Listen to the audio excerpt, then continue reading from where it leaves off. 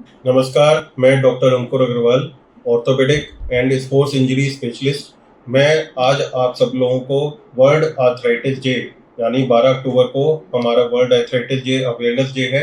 इस डे को बहुत लोगों को तक ये जानकारी पहुंचानी है कि आर्थराइटिस माने कि जोड़ों की गठिया ये क्या होता है और किसको होता है, इसका क्या उपाय है और इसके क्या-क्या नए इलाज आ चुके हैं।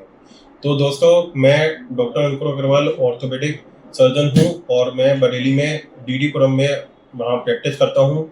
आप लोगों को मैं ये बताना चाहता हूँ कि गठिया ये बहुत कोई नई लक्षण नहीं है। गठिया एक बहुत पुरानी बीमारी है जिसके कई प्रकार के इलाज आ चुके हैं, लेकिन कुछ इलाज अच्छे होते हैं, कुछ इलाज खराब होते हैं। कौन से करने हैं, कौन से नहीं करने, कौन सी स्टेज है आपकी आर्थराइटिस किस तरह की है, इस पे बहुत डिपेंड करता है।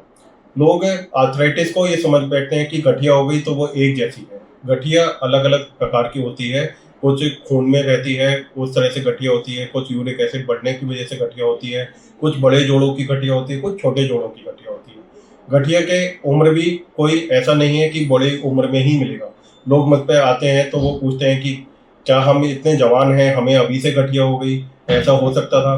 तो हाँ, ऐसा हो सकता है, क्योंकि ब्लड की रिलेटेड कुछ जेनेटिक प्रॉब्लम्स होती हैं जो कि शुरुआती एज में ही हो सकता है।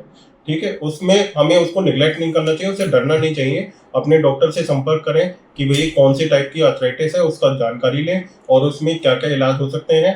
जैसे कि कुछ गठिया हैं जो कि दवाइयों से ठीक हो जाती हैं। कुछ गठियों के इलाज के लिए बहुत अच्छे इंजेक्शंस होते हैं, या हम पीआरपी इंजेक्शन करते हैं, हम इसमें हाइलुरोनिक एसिड के इंजेक्शन करते हैं। और भी कई तरह के इंजेक्शंस होते हैं, उसकी जानकारी लें, किससे आपको फ़ायदा मिलेगा, किससे नहीं मिलेगा और इसमें क्या प्रिकॉशंस होते हैं। फिजियोथेरेपी कहाँ तक इसमें कारगर होती है।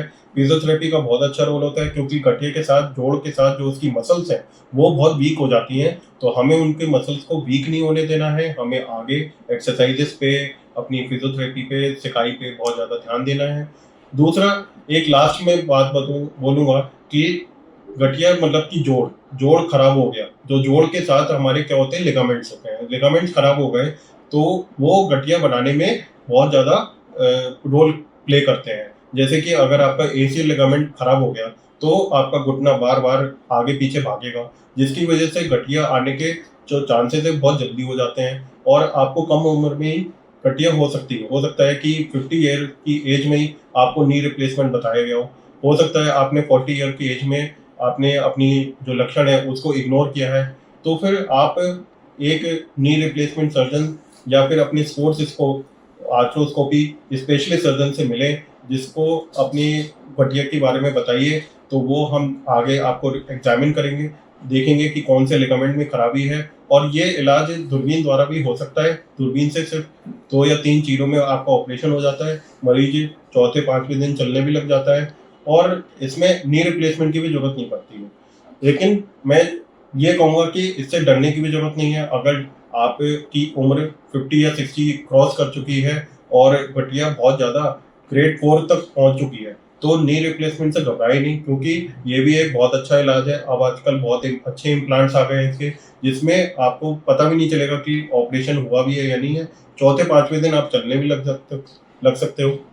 तो दोस्तों, अपनी आर्थराइटिस से रिलेटेड कोई भी प्रॉब्लम्स आपको मुझसे जाननी है तो आप मेरे से संपर्क कर सकते हैं। मेरी क्लिनिक पे आ सकते हैं डीडीपुरम में। और मैं आपका धन्यवाद करूँगा फिर से।